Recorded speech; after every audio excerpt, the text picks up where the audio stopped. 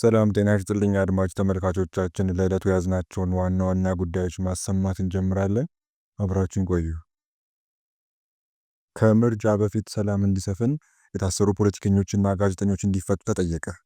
ዶይቼ ቬለ በዘገበው ዘገባ የአምስት ፓርቲዎች ስብስብ የሆነው ትብብር ለኢትዮጵያ አንድነት የተሰኘው ቅንጅት ከመጪው ምርጫ በፊት የኢትዮጵያ መንግስት በአገሪቱ ሰላም እንዲያሰፍን ጠየቀ። ትብብሩ ያለፈው ሰኞ ባወጣው መግለጫ የታሰሩ ፖለቲከኞችና ጋዜጠኞች እንዲፈቱም ጠይቋል። መንግስት ለዚህ ጥያቄ ምላሽ እንዲሰጥም ትብብሩ ቀነ ገደብ አስቀምጧል።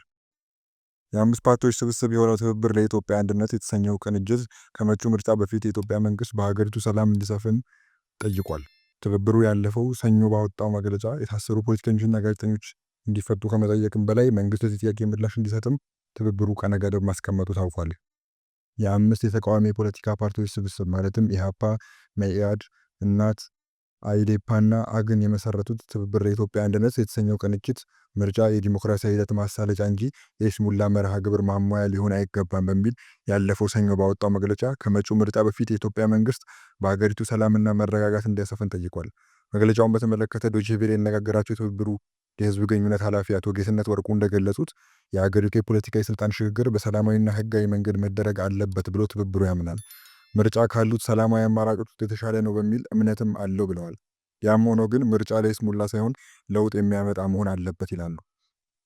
ስለሆነም ምርጫ ለውጥ የሚያመጣና በአግባቡ ለማከናወን በመንግስት በኩል መደረግ ያለበት ያሏቸው መሰረታዊ ጉዳዮች መኖራቸውን አስረድተዋል። ከነዚህም መካከል ቀዳሚው ሰላም በመሆኑ ከምርጫ በፊት የሀገሪቱ ሰላምና ጸጥታ የተረጋጋ እንዲሆን አቶ ጌትነት አመልክተዋል። ከሰላምና ጸጥታ ባሻገር በየእስር ቤቱ ይገኛሉ ያላቸውን የፖለቲካ እስረኞች እንዲፈቱና በምርጫ ሂደቱ በነጻነት እንዲሳተፉ ትብብሩ ጠይቋል።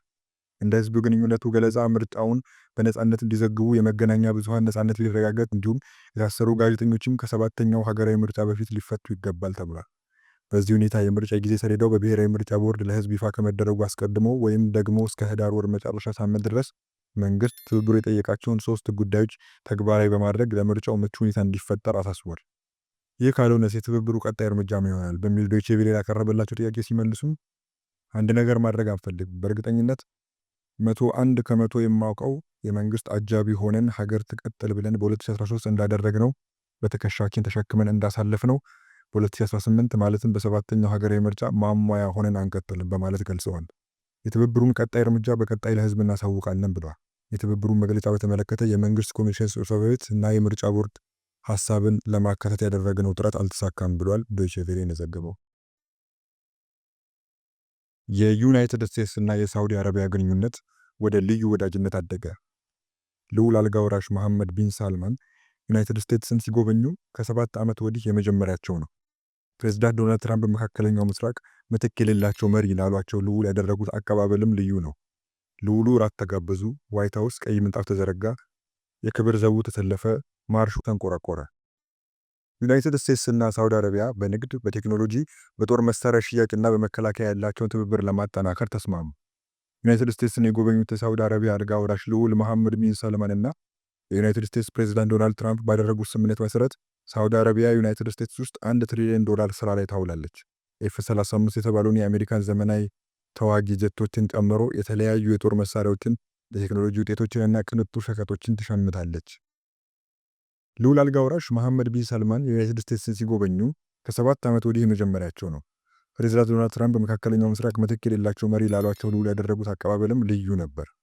ልዑሉ ራት ተጋብዘው፣ ዋይት ሀውስ ቀይ ምንጣፍ ተዘርግቶ፣ የክብር ዘቡ ተሰልፎ፣ ማርሹ ተንቆርቁሮ፣ ተዋጊ ጀቶች በዋሽንግተን ሰማይ ላይ አርብበው ለትርኢት ብርጭቆ፣ ሹካ፣ ማንኪያው ብዙ ነገር ተጨልጭሏል። የጋዛዎች እልቂት፣ የየመኖች ፍጅት፣ የጀማል ካሾጊ ግድያ ተረስተዋል። እሷ ለትራምፕ ለክብር እንግዳቸው ምናልባት ልክፍፍ ቢጤ ናት። ግን ጋዜጠኛውን አስታወሰች፣ ጠየቀችው። የካሾጊ ግድያ የቀሰቀሰው ጥያቄና አጸፋዊ ቁጣ። ግርማዊነቱ የዩናይትድ ስቴትስ የስለላ ድርጅት ጋዜጠኛው በአሰቃቂ ሁኔታ እንዲገደል እርሶ አቀነባብረዋል ብሎ ደምድሟል። የ911 ቤተሰቦች እርሶ እዚህ ኦቫል ኦፊስ በመገኘቱ ተበሳጭተዋል። አሜሪካኖች እርሶን ለምን ያምናሉ? ጥያቄው ለአልጋ ወራሹ ነበር። መላሹ ግን አስተናጋጃቸው ናቸው፣ ዶናልድ ትራምፕ። ማነሽ አንቺ? ጠያቂ ትራምፕ ጠያቂዋን። ከኤቢሲ ነኝ ጌታዬ። ሐሰተኛ ዜና። ኤቢሲ ሐሰተኛ ዜና በዚህ ስራ ከመጥፎቹ አንዱ ነው። ለማንኛውም ጥያቄውን ልመልስልሽ። የሆነ ሰው ጠቅሰሻል። በጣም አወዛጋቢ ነበር። ወደድሹም ጠላሹም የጠቀሽውን ሰውዬ ብዙ ሰዎች አይወዱትም ነበር። የሆነ ሆኗል፣ እሳቸው ግን የሚያውቁት ነገር የለም እያሉ የሰዎች እኩልነትን፣ ሰብአዊ መብትን፣ የጋዜጠኝነት ነፃነትን በማክበር ማስከበር፣ ዲሞክራሲያዊ ስርዓትን በማስረጽ ማስጠበቅ ከኔ በላይ ላሳር የምትለው ትልቅ ሀገር ትልቅ መሪ ሟችን እየወነጀሉ በአስገዳይነት የሚጠረጠሩትን ልዑል ማወደሳቸውን ቀጠሉ። ስራም ያው እንደወትሮ ቀጠለ። ትራምፕ በሀገራቸው ነባር የንግድ ሸሪኮች ሸቀጦች ላይ ቀረጥ በመጨመራቸው የተቀሳቀሰውን የውጭ መዋለ ንዋይ ፍሰት ለማጠናከር ሳውዲ አረቢያ $600 ቢሊዮን አሜሪካ ውስጥ ስራ ላይ እንድታውል ሪያዶችን ባለፈው ግንቦት ቃል አስገብተው ነበር። አልጋ ወራሹ አሁን 600 ቢሊዮን ወደ 1 ትሪሊዮን ከፍ ማለቱን አስታወቁ። እንደማምነው ክቡር ፕሬዚዳንት የ$600 ቢሊዮን የመዋለ ንዋይ ፍሰት ወደ 1 ትሪሊዮን ከፍ እንደምናደርግ ዛሬና ነገ ይፋ እናደርጋለን ብለዋል። የመዋለ ንዋይ ፍሰቱ ከቴስላ መኪኖች እስከ መዋቢያ ቅባት ከሆሊውድ አክተሮች እስከ ኤአይ ቴክኖሎጂዎች የሚሸመትበትና ለጉብኝት የሚውል ነው። ከዚህ በተጨማሪ ሳውዲ አረቢያ ኤፍ-35 ተዋጊ ጀቶች፣ 300 ታንኮችና ሌሎች ጦር መሳሪያዎችን ከአሜሪካ ለመግዛት ተዋውላለች። ኤፍ-35 ጀቶችን ይገዛሉ። የሚገዙት ከሎክሂድ ነው። በጣም ጥሩ አውሮፕላኖች ናቸው ብለዋል ትራምፕ። ዩናይትድ ስቴትስ ለሰላማዊ አገልግሎት የሚውል የኒውክለር ተቋም ለሳውዲ አረቢያ ለመገንባት ትራምፕ ተስማምተዋል። የሪያድ ዋሽንግተኖች ወዳጅነት ጸንቶ ሳውዲ አረቢያ ከእንግዲህ ለአሜሪካ የሰሜን አትላንቲክ ጦር ቃል ኪዳን ድርጅት ኔቶ አባል ያልሆነች ልዩና ትልቅ ወዳጅ ናት። ሁለቱ መሪዎች በውይይታቸው ለዓመታት እየተነሳ የሚጣለውን የእስራኤል ፊልስጤም የሁለት መንግስት ጉዳይ፣ የኢራን አሜሪካኖችን የኒውክለር ውዝግብ፣ የጋዛ ተኩስ አቁምንም አውስተዋል።